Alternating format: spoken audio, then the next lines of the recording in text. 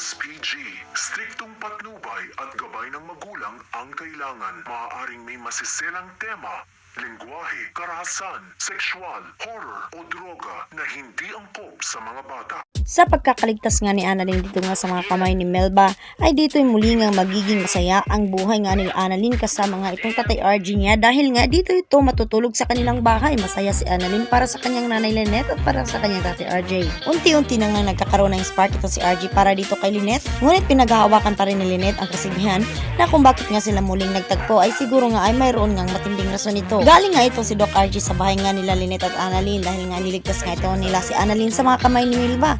Nang papauwi na nga itong si Robert Tanyag ay nasiraan nga ito ng sasakyan kaya naman napahinto ito malapit sa bahay nila ni Lynette at ni Annalyn.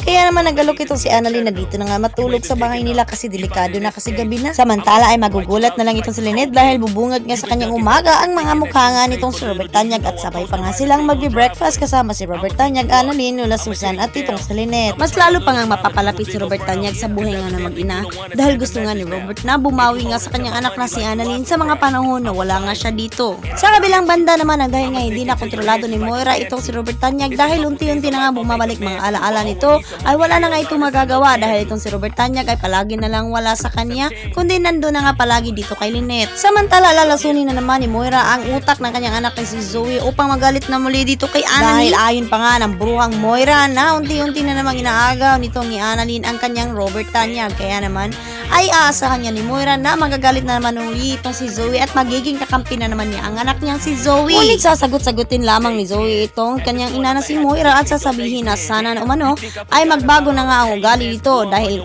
hindi nga naman umano masisisi nitong si Moira na hindi na umuwi sa kanilang bahay itong si Robert Tanyag dahil mas magaling mag-alaga itong si Annalyn kaysa sa kanya at mas mabuting itong tao. Kaya naman ang dahil dito ay muli na namang usbong ang sungay nga nitong si Moira at magkakaroon na naman ng panibagong plano para muling bumalik sa kanila itong si Robert Tanyag. Yan ang mga eksenang dapat natin pakakaabangan dito lang yan sa Abot Kamay na Pangarap Advance Update. Yan naman kung bago ka sa ating YouTube channel, please don't forget to like, share at mag-subscribe ka na. Muli maraming salamat!